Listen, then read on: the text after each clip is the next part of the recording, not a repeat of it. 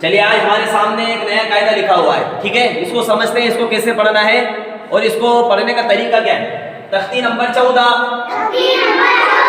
را کے قاعدے نمبر 1 جس را پر زبریہ پیش ہو تو وہ را پر ہوگی۔ نمبر 2 رائے ساکن سے پہلے زبریہ پیش ہو تو رائے ساکنہ کو پر پڑھیں گے، یعنی کل ملا کر زبریہ پیش ہوگا تو رائے ساکن اور را کو پر پڑھا جائے گا، ہے نا۔ اور حروف مستعلیہ میں سے کوئی حرف رائے ساکن کے بعد آ جائے گا تو اس حالت میں بھی رائے ساکن کو پر پڑھا جائے گا۔ جیسے کچھ مثالیں لکھی اس میں سمجھتے ہیں، جیسے یہاں پر لکھا ہو ربنا، اب یہاں پر را کے اوپر زبر ہے، اس میں را کو پر پڑھنا ہے۔ رؤوف، یہاں پر بھی را کے اوپر زبر ہے، اس لیے را کو پر پڑھنا ہے۔ ربما، یہاں پر پیش ہے را کے اوپر، اس لیے را کو پر پڑھ رہے ہیں۔ ردوہا، یہاں پر بھی دیکھو را کے اوپر پیش ہے، اس لیے را کو پر پڑھ رہے ہیں۔ ارسلنا، اب یہاں پر را کے اوپر جزم ہے اور اس سے پہلے زبر ہے، اس لیے رائے ساکن کو پر پڑھیں گے۔ یہاں متحرک را کو ہم نے پر پڑھا 4 مثالوں، یہاں پر رائے ساکن کو پر پڑھنا ہے، ٹھیک ہے۔ جیسے قرآن، یہاں رائے ساکن سے پہلے پیش ہے، یہاں پر زبر تھا، رائے ساکن سے پہلے یہاں پر پیش ہے، ٹھیک ہے، اس لیے رائے ساکن کو یہاں پر بھی پر پڑھیں گے، یعنی زبر اور پیش آئے گا تو اس حالت میں را متحرک ہو یا رائے ساکن ہو اس کو پر پڑھا جائے گا، یا رائے مشدد ہو، ٹھیک ہے۔ اب دیکھو آگے یغررک، یہاں پر بھی دیکھو رائے ساکن سے پہلے اگلی را کے اوپر پیش ہے، اس لیے رائے ساکن کو پر پڑھ رہے اور را متحرک کو بھی پر پڑھنا ہے، ٹھیک ہے۔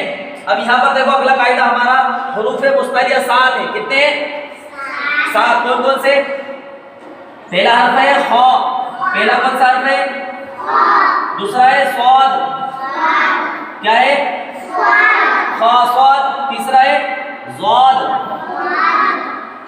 خا صاد ضاد، خا صاد ضاد غین، تو پھر ہے قاف اور ایک ہے ضا، یہ 7 حرف ہیں، کتنے حرف ہیں؟ خصا ضغطین قز، ان کا مجموعہ ہے۔ اگر یہ رائے ساکن کے بعد میں اگر حرف آتے ہیں تو رائے ساکن کو پر پڑھا جائے گا، جیسے یہاں پر زیر ہے لیکن رائے ساکن کے بعد میں یہاں پر صاد آیا ہے، اس لیے رائے ساکن کو یہاں پر بھی پر پڑھیں گے، جیسے مرصادن، یہاں پر دیکھو فرقتن، اب یہاں رائے ساکن کے بعد میں قاف آیا، یہ فرقتن، فرقاسن، اب یہاں پر یہ ایک الگ قاعدہ ہے، یہاں پر رائے ساکن سے پہلے زیر عارضی ہے، کون سا ہے؟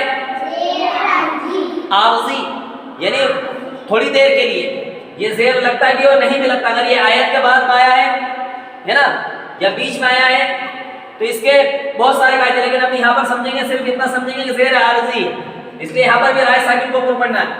ارجعی، اب یہاں پر دیکھو یہاں رائے ساکن سے پہلے زیر دوسرے کلمے میں امیرتابو،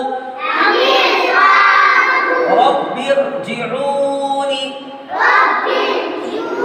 ففروا مرتن، یہ تو ہو گئے پر کے قاعدے۔ اب باریک کے قاعدے بھی ہم جو ہے کہ انشاءاللہ لکھ کر سمجھ لیتے ہیں، ٹھیک ہے۔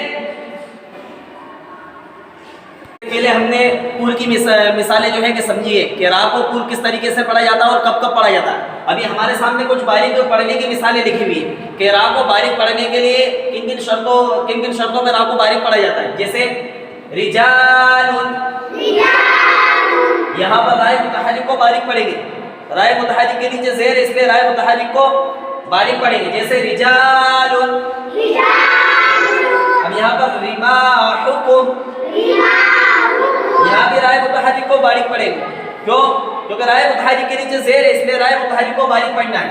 اب دیکھو اگلی مثال، امیرتو، یہاں رائے ساکن سے پہلے زیر اس لیے رائے ساکن کو باریک پڑھ رہے ہیں۔ منہمر، یہاں پر بھی رائے ساکن کو باریک پڑھنا ہے کیونکہ زیر ہے. من شر، یہاں پر را مشدد کو باریک پڑھنا ہے کیونکہ را مشدد کے نیچے زیر ہے. ٹھیک ہے، تشدید والی را ہے اور اس کے نیچے زیر ہے. ذریۃ، یہاں بھی رائے مشدد کو باریک پڑھے گی کیوں؟ کیونکہ اس کے نیچے زیر ہے. ذریٌ، دیکھو یہاں پر بھی زیر ہے را مشدد کے نیچے. خیر،